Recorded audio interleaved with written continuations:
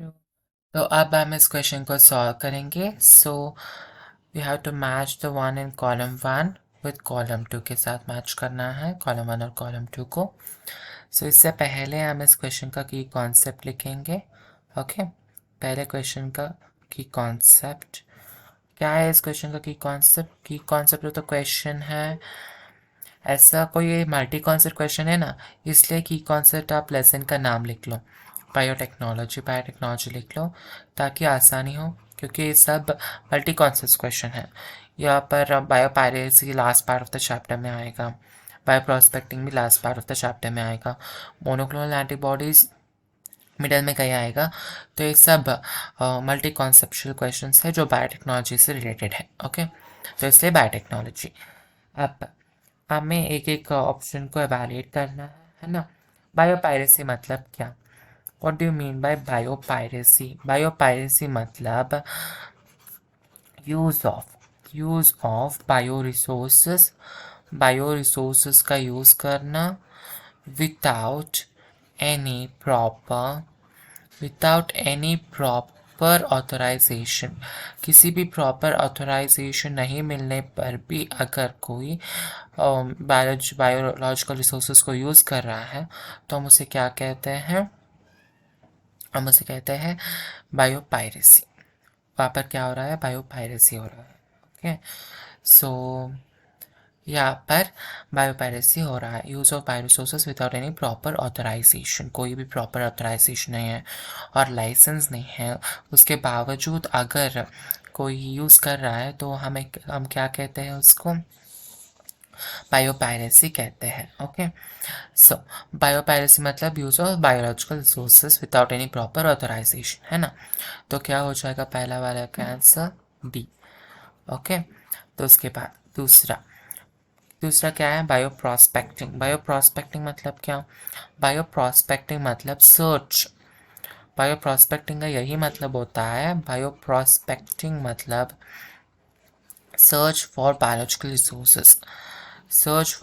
Resources ही हम biological word में जो भी रिसोर्सेस है, जो भी कंपाउंड्स हैं, जो भी सब्सटेंसेस हैं, उनको सर्च करने को हम क्या कहते हैं? बायो प्रोस्पेक्टिंग कहते हैं। सर्च फॉर बायोलॉजिकल कंपाउंड्स और रिसोर्सेज एनीथिंग, सो उसको हम क्या कहते हैं? Bio prospecting. तो हमारा सेकेंड वाला वो मैच क्या हो गया? सर्च फॉर अननोन कंपाउंड्स, है ना, ये मैच हो गया। अब थर्ड वन क्या है? मोनोक्लोनल एंटीबॉडीज मतलब क्या? मोनोक्लोनल एंटीबॉडीज मतलब एक type of antibodies which was developed by Kohler and Milstein ने मोनोक्लोनल एंटीबॉडीज को तैयार किया। सो मोनोक्लोनल एंटीबॉडीज किस सेल से बने होते हैं? मोनोक्लोनल एंटीबॉडीज बने होते हैं हाइब्रिडोमा सेल्स से। ओके, हाइब्रिडोमा सेल से बने हुए एंटीबॉडीज को हम क्या कहते हैं? Monoclonal antibodies.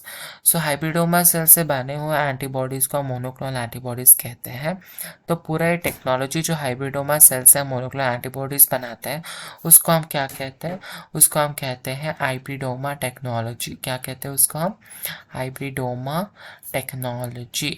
टेक्नोलॉजी कहते हैं। ओके, ये इसका आंसर हो जाएगा। कोलर एंड मिल्स्टन ने इसको बनाया था। So monoclonal antibodies, hybridoma technology. Okay, अब इसके बाद last but not the least transposon मतलब क्या? ट्रांसपोजॉन मतलब मोबाइल जेनेटिक एलिमेंट। मतलब क्या? हमारे डीएनए बहुत ज़्यादा लेंथी होता है ना, उसमें कुछ सीक्वेंसेस होते हैं जो मूव कर सकते हैं। Sequences of DNA which can move. So ये डीएनए के सीक्वेंस जो होते हैं ट्रांसपोसॉन्स, ये मूव कर सकते हैं, एक जगह से दूसरी जगह मूव कर सकते हैं। इसको हम क्या कहते हैं? ट्रांसपोसॉन्स कहते हैं। तो इनकी वजह से म्यूटेशंस भी आ सकते हैं। ओके, ट्रांसपोसॉन्स मतलब क्या? जो सीक्वेंस होते हैं डीएनए का जो मूव कर सकते हैं उनको हम ट्रांसपोसॉन्स कहते हैं। तो मोबाइल जेनेटिक एलिमेंट को ट्रांसपोसॉन हम कहते हैं, है ना। तो इसलिए ये करेक्ट हो गया। अब हम करेक्ट ऑप्शन को हाईलाइट करेंगे। डी ए बी सी कहाँ पर है? फोर्थ ऑप्शन पर डी ए बी सी लिखा हुआ है, तो यही करेक्ट आंसर है। Okay, So as in such, you have to revise your NCERT, properly revise your NCERT, because from that only you will get most of the questions वही से आएगा. So that's it, that's the answer. Hope all of you have understood. Best of luck. Thank you.